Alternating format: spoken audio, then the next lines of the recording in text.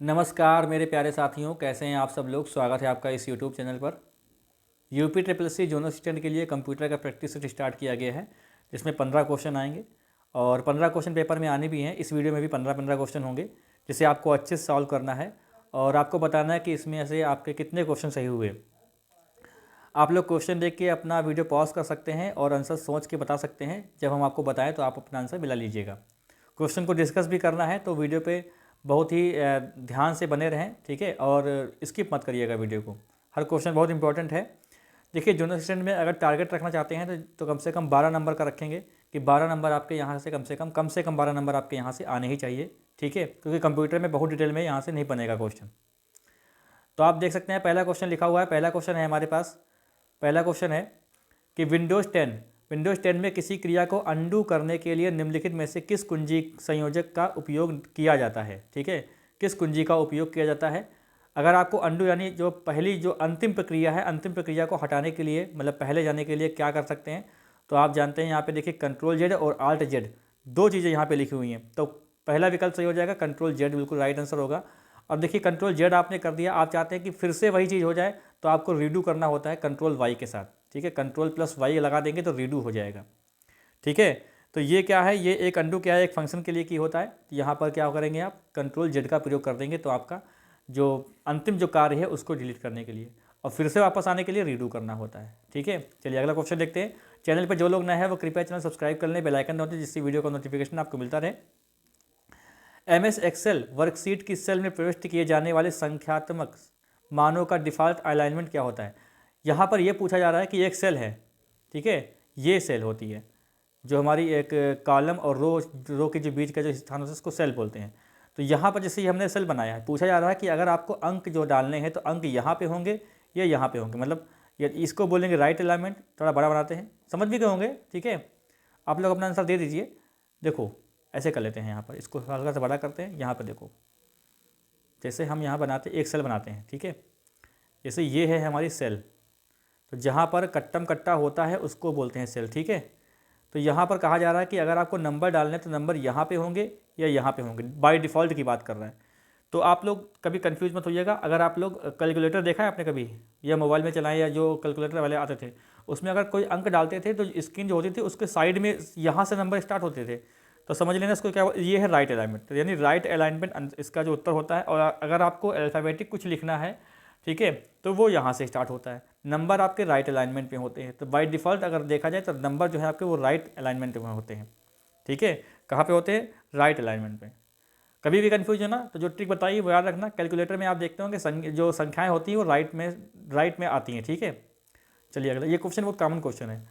अगला क्वेश्चन देखो लिखा हुआ है कि निम्नलिखित में से क्या वर्ड प्रोसेसर का एक उदाहरण नहीं है। वर्ड प्रोसेसर का एक उदाहरण नहीं पूछा गया है, क्या है वो आपको बताना है। इसमें से बहुत ध्यान से देखिए, WordPad, MS Access, MS Word, Google Docs, ये आपको बताना है। और इसका आंसर आप लोग जो है, मुझे लग रहा है कि अधिकतम लोग इसका आंसर गलत देंगे, ठीक है। इसका आंसर जो है वो क्या हो जाएगा, MS एक्सेस हो जाएगा।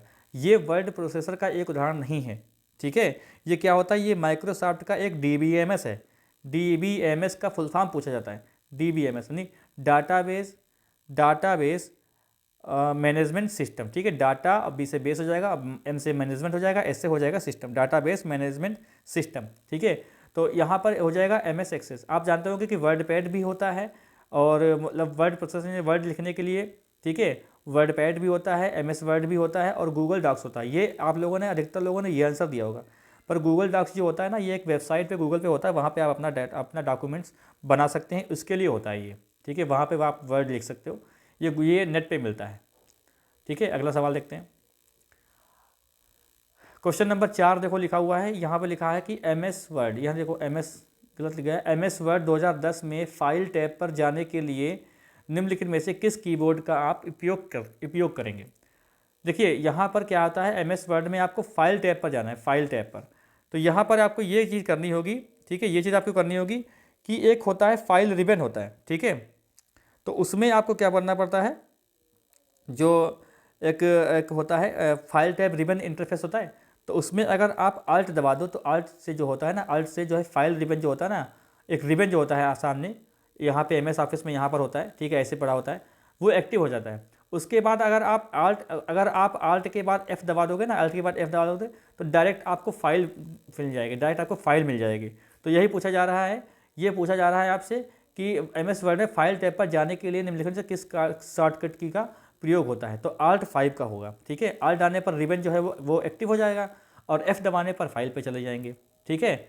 चलिए अगला सवाल देखिए, ईमेल एड्रेस का पहला भाग क्या होता है? ईमेल एड्रेस का पहला भाग बताइए क्या होता है, ये पूछा गया है। तो ईमेल एड्रेस का पहला भाग जो होता है वो होता है हमारा कौन सा? यूज़र नेम होता है। जैसे जैसे जैसे कहा जाए, जैसे मेरा नाम शिवम है तो शिवम डॉट, ठीक है, या शिवम डॉट 886 कुछ भी, शिवम डॉट या @ ऐसा लिख देंगे, या शिवम ही @ लिख देंगे, शिवम @ वो यूज़र नेम हो जाएगा, ठीक है। अब अगर लिख जाए gmail.com तो वो डोमेन नाम हो जाएगा, ठीक है। तो यहाँ पर क्या हो जाएगा? यूज़र नेम हो जाएगा। ईमेल एड्रेस का पहला भाग जो होता है वो यूज़र नेम कहलाता है, ठीक है। चलिए अगला क्वेश्चन देखते हैं। 6 नंबर देखो, यहाँ पर लिखा हुआ है, एक इमेज होती है जो कंप्यूटर को कुछ समय के लिए निष्क्रिय छोड़ जाने पर स्क्रीन पर नजर आती है। आपने देखा होगा कि जो कंप्यूटर होते हैं उसको आप कुछ देर तक अगर काम नहीं करते हो तो ऐसा तो नहीं बंद हो जाएंगे, बंद भी हो जाता है, लेकिन एक ऐसा फंक्शन भी होता है जहाँ पर ऐसा करेंगे कि आप कभी कभी क्या होता है कि एक आप प्यारा सा अपना नाम भी डाल देते हैं, तो वो नाम कहीं यहाँ चलता है, फिर यहाँ चलता है, फिर यहाँ चलता है, स्क्रीन मतलब कई प्रकार की ये कर सकते हो, तो उसको बोलते हैं स्क्रीन सेवर। उसको क्या बोलते हैं? स्क्रीन सेवर बोलते हैं उसको।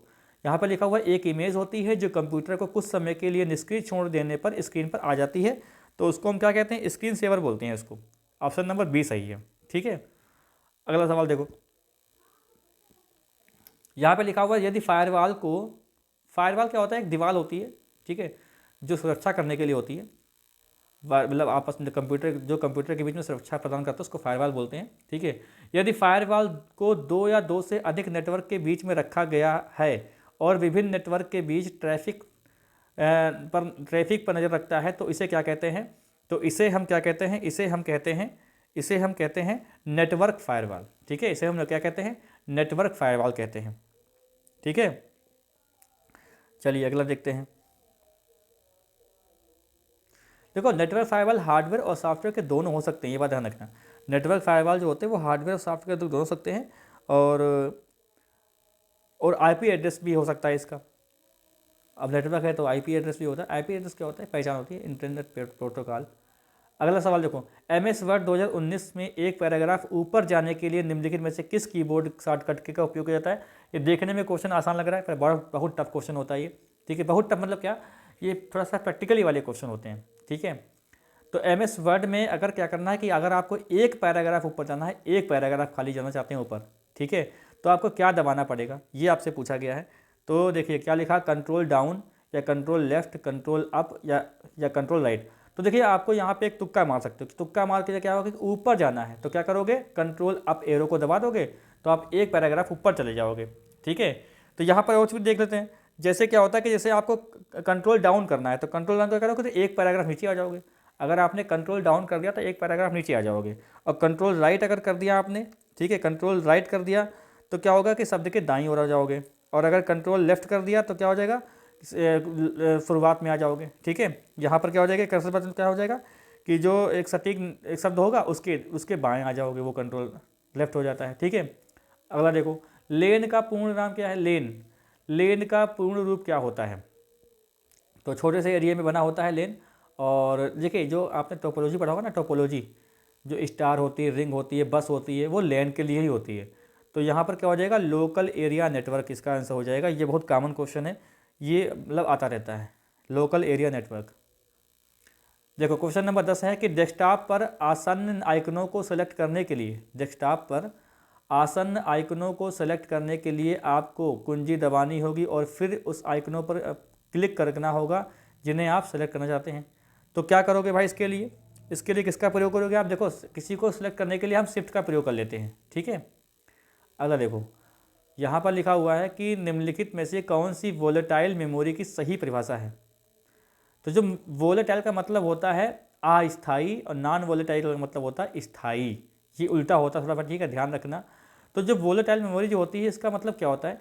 इसका मतलब होता है यह विद्युत आपूर्ति के विफल हो जाने पर अंतर्गत कंटेंट खो देता है, ठीक है। जैसे रैम है, रैम एक वोलेटाइल होती है, ठीक है, जैसे रैम होती है ना, जैसे रैम होती है तो वो वोलेटाइल मेमोरी होती है उसको बोल, ठीक है।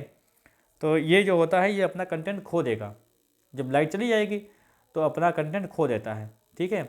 अगला क्वेश्चन देखिए, यहाँ पर क्वेश्चन क्या है, ये क्वेश्चन है कि एआई एप्लीकेशन को लागू करने के लिए दी गई लैंग्वेज में से कौन सी लैंग्वेज आमतौर पर प्रयोग नहीं होती है। तो कौन सी नहीं होती है, लिस्प होती है, प्रोलॉग होती है, पाइथन होती है, ये पर्ल जो होती है ना, ये पर्ल नहीं होती है, ठीक है। लिस्प और प्रोलॉग जो होती है ना, ये एआई की सबसे पुरानी जो है लैंग्वेज है। पाइथन का आजकल प्रयोग हो रहा है। ये क्वेश्चन आपसे बहुत, ये क्वेश्चन बन सकता है कि एआई में कौन सी लैंग्वेज का प्रयोग किया जाता है, तो पाइथन को किया जाता है। ये जो पर्ल होती है ये एक स्क्रिप्ट लैंग्वेज है, ये एआई से संबंधित लैंग्वेज नहीं है, ठीक है। यहाँ पे 13वां क्वेश्चन देखो लिखा हुआ है कि वर्ल्ड वाइड वेब के आविष्कारक का नाम क्या है। वर्ल्ड वाइड वेब के आविष्कारक का नाम क्या है, ठीक है। तो एक वैज्ञानिक थे जिन्होंने 1989 में इसकी शुरुआत की थी, 1989 में इसकी शुरुआत की थी। नाम क्या था उनका, उनका नाम था टिम बर्नर्स ली, ठीक है। WWW वर्ल्ड वाइड वेब, ये इससे चलता था, ठीक है।